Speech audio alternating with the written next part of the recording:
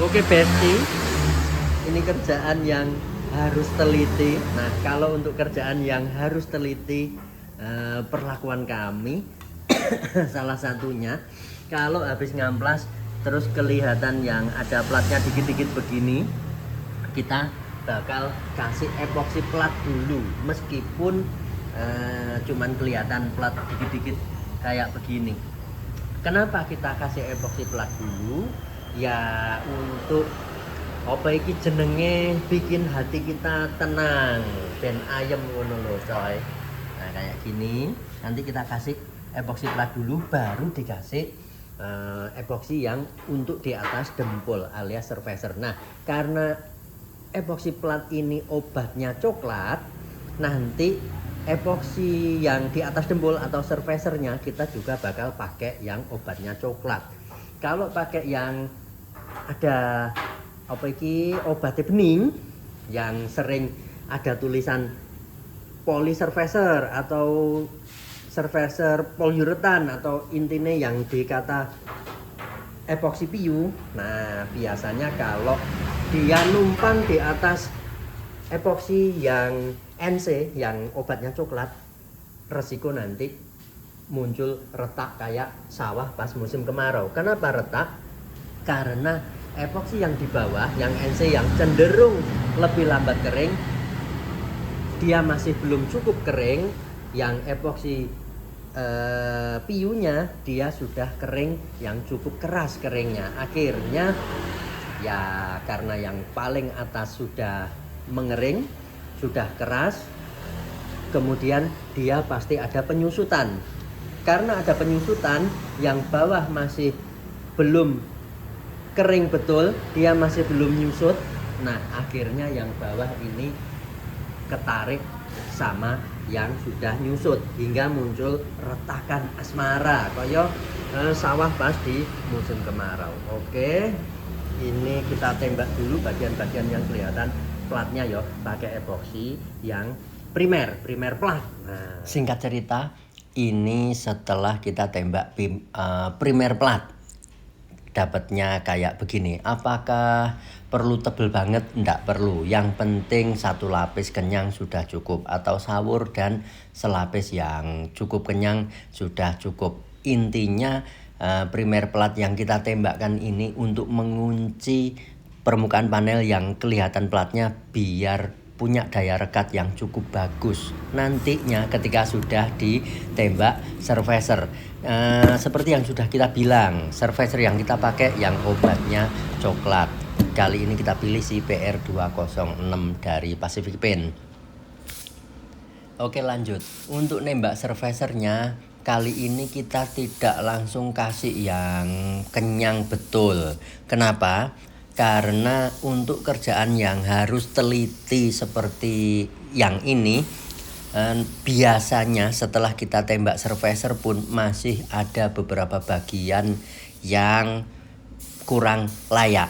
Jadi masih kurang rapi, mungkin masih ada lubang jarum, masih ada baretan amplas yang cukup dalam, dan mungkin juga ada bagian panel yang masih kurang lempeng dengan cukup ideal. Akhirnya di bagian-bagian tersebut nantinya kita akan ada melamir dempul lagi, kemudian bahkan kita dempul lagi. Intinya kali ini sangat mungkin kita akan mengulang nembak surfacer lagi. Karenanya kita hanya tembak dengan satu lapis yang cukup kenyang, tidak sampai 2 lapis. Kalau 2 lapis biasanya persiapan surfacer untuk menuju naik cat. Jadi kita butuh ketebalan yang cukup layak, yang nantinya surfacer akan bisa untuk menjadi pagar dari resapan thinner waktu kita nembak cat ataupun clear coat. Tujuannya biar area yang ada dempul misal tidak sampai kelihatan mulau gara-gara kemampuan epoksi kurang bisa menahan daya resepan thinner dari cat ataupun clear coat yang kita tembakkan. Karenanya kalau untuk persiapan naik cat, kita akan nembak epoksi setidaknya 2 lapis kenyang dan kenyang.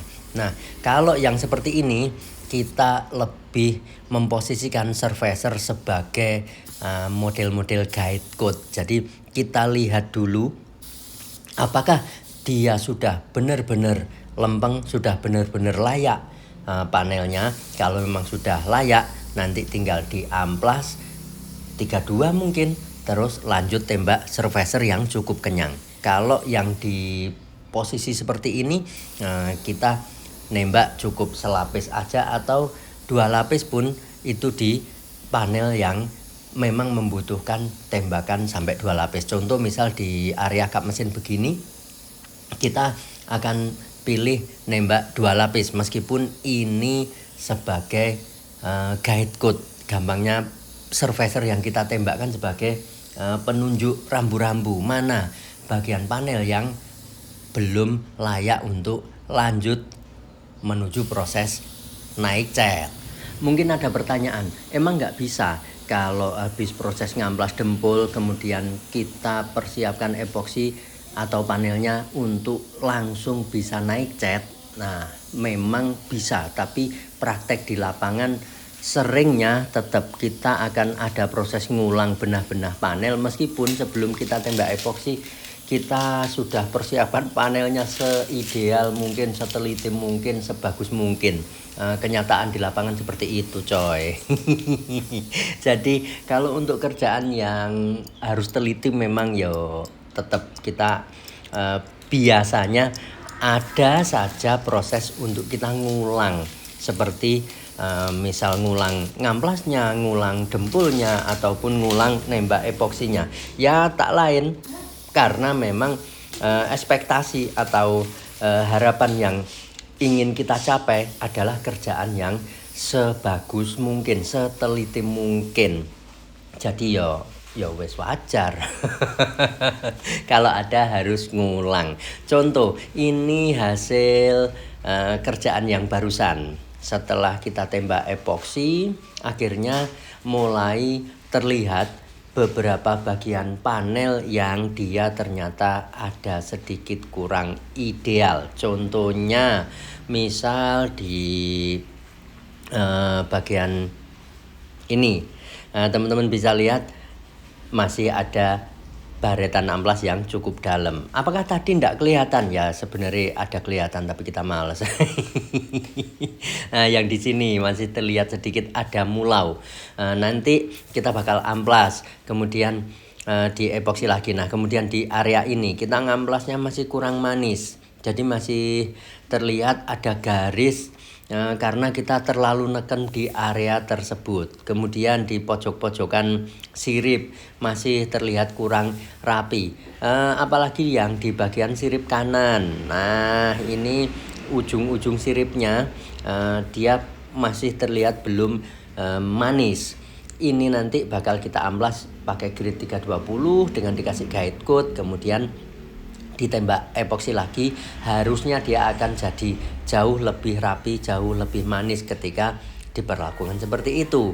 Kemudian nah ini kita menjumpai ada lubang jarum. Kemudian kalau dilihat langsung gitu di area ini, nah ada sedikit dempul yang masih keamplas kurang maksimal. Nah di bagian ini juga bentuk panelnya kurang manis. Ya seperti itu kurang lebih.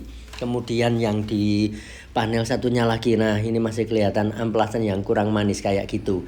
Kalau ditimpa cat, timpa clear coat, kami kurang suka dengan hasil yang seperti itu untuk kerjaan yang detail macam begini. Oke, sekian dulu perjumpaan kali ini ya Besti. Sedikit cerita tentang perjalanan bagaimana kita mempersiapkan panel seideal mungkin, semampu yang bisa kita jalani.